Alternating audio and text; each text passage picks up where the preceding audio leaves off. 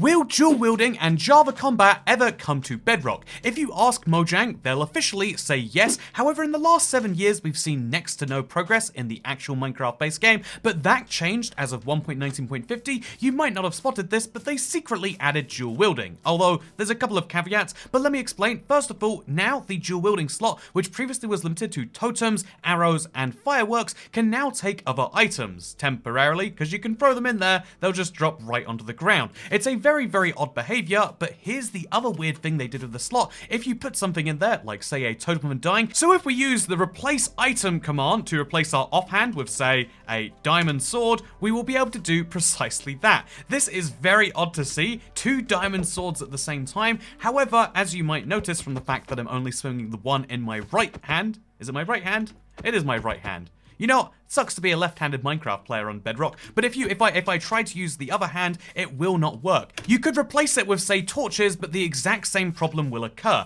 It's very cool to see, though, the idea that it technically works. Any item can be held in the offhand slot, but the big problem is obviously certain control types on Bedrock would not be able to have 2-click functions. We're just talking about touch right now. However, if we replace it with, say, shears, which do have a right-click function, we'll be able to use those shears. So this is my sword, and these are my shears being used from my offhand.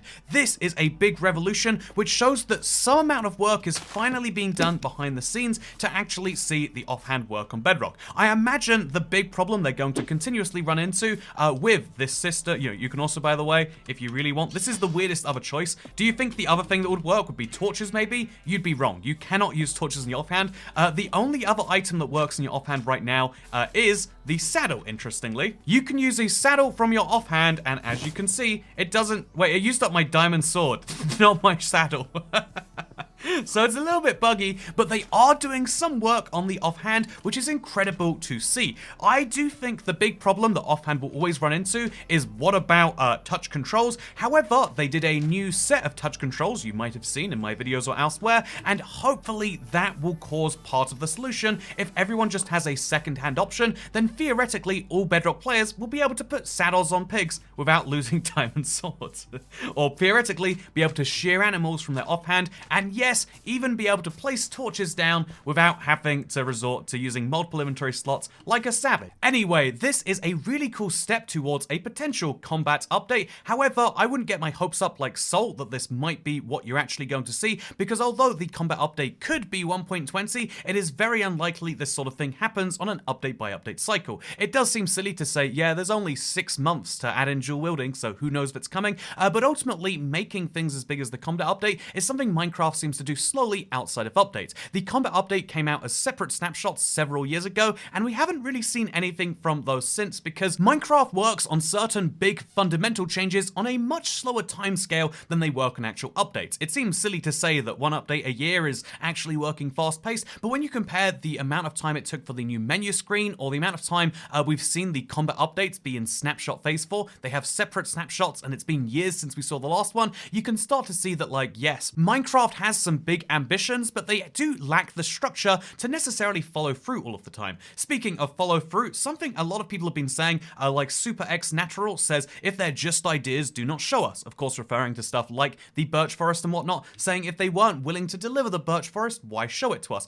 Companion Cube has a slightly more reasonable take though, saying, but really they were just candidates, then convey this properly. The birch forest fiasco is a miscommunication incident, and honestly, I want to say they did communicate that the birch forest was just some concept art. I think they did just show it as like, oh, here's something we might do in 1.19, but here's the problem they actually have. In my opinion, I'm very big on the idea that Mojang should just tell us everything they're working on. I think it's a disappointment when we hear about things like the Red Dragon or the Quiver or Archaeology, which look amazing but then don't come to the game, but ultimately I think we're all richer for sharing these ideas in a more open space. I think the problem they actually ran into with the way they were announcing these updates is they were saying this was just pre-development, this was just early stages, nothing was guaranteed to come, and then they were showing us updates which they would deliver 95% of the features on. This clearly means they were heavily filtering what they did show in the trailers, or they were putting in a big effort to make sure that things they showed at Minecraft Live they put in the actual update, and so that sets the expectation that even though they're saying this stuff probably won't come, they delivered 95% of the other stuff, and so where's that last 5%? In the same way, they could technically say that the sniffer is promised to come to the game, but we didn't say, anytime soon, so it's coming out in the 2030s, that's technically following their word, but also very misleading. I think there's an important lesson here to be learned about the fact that you can tell the whole truth all of the time and technically be very misleading and give off a message which is basically a lie. I can tell you that a stranger is not going to break into your house and steal your Minecraft world saves if this video gets over 1,000 likes, and that is technically true, but I'm implying there's a causal relationship there, when actually if this video gets 1,000 likes, the man who's going to break into your house is not going to look at that. He's just also not he's a fictional character. He doesn't exist. He's like my diamond sword after that saddle incident, and yeah, I think there is an important lesson about misleading, which is important if you want to be a YouTuber, by the way, because that's basically what all of the title and thumbnail game is all about. Speaking of being a YouTuber, that hasn't been my career for the past 3 days. You might not know this, but I've been working 9 to 5 in Minecraft, and by that I mean I've just been playing Minecraft for 8 hours a day. I want to put a lot more time into the game, and so I'm skirting some of my YouTube responsibilities so that I can spend more time playing Minecraft, which is to some extent what this channel's all about. Anyway, the cat manager asks, what is the progress on your Let's Play? I mean, after 3 days of 8 hours each, that is 24 hours in now. It is crazy to say I've played 1 day of Minecraft in the last 3 days, but it really is true, and it's been an incredible run. I think the best thing about throwing so many hours into the game is I finally got a lot of tasks done that I've just been kind of sitting on for a while, and that has been the best. Honestly, it's a reminder about why I like Minecraft and why I like playing on my Let's Play world so much, and yeah, it's a constant reminder that I need to make more time to do that. Even if I am super busy working on other worlds and other challenges like the genocide run and whatnot, I need to make sure that I'm still putting time into my Let's Play, because that really is, all these years later, one of the joys I get from Minecraft. I'm looking forward to the next time I log in, which I'm going to be honest is after this video, but yeah, I have learned that it's probably not the best format for streams. I mean, I'm glad so many people came over and enjoyed the streams, definitely want to do some more stuff in the Let's Play world, but I do think that in the future we should try and find the challenge stuff that people might enjoy watching live, but also could turn in something later. Speaking of turning in something later, I think it's a good idea to do videos of you actually playing instead of your usual edited videos. It helps us to really see the grind that goes into some of these large projects. When I see a 20-minute large build, I never really attempt it because I figure it was only possible in creative or something.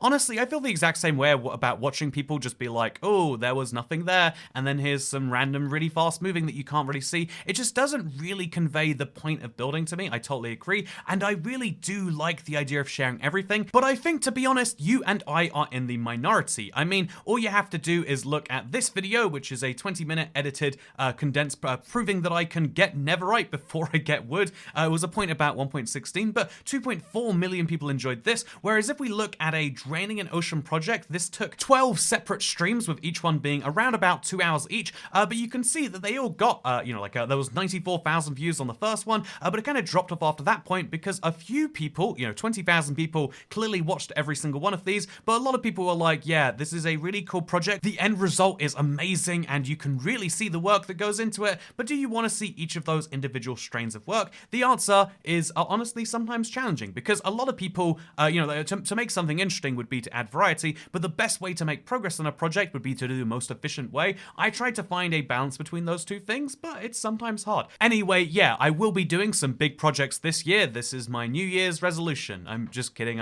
My New Year's resolution is to not go to the gym, to unlearn a language, and to make sure that as many people as possible unsubscribe from the channel. Anyway, with that said, the most important comment is next in from Gabriel off TM. What reason is a valid reason not to buy Toycat merch? I mean, honestly, if you take a look at ibxtoycat.store and find the brand new product, that being the anti-Valentine's Day card, I think the only reason that you wouldn't get one of these cards that explains that I think you're in the top 60% of women is if you are in the bottom 40%. If you are a woman and there's someone in your life not getting you one of these, clearly you know that they think that you are a bottom 40% dog and that you're not worth anything. Likewise, I think the only great reason not to buy some of these "we will all die someday" mugs, I mean, look, they've got heart handles and they fit together perfectly like you and your partner, is if you don't believe we'll all die someday, which is a perfectly reasonable point to have if you, I don't know, you're into some crazy cult thing, and that's perfectly fine. Cult members do not need to buy the mugs, but clearly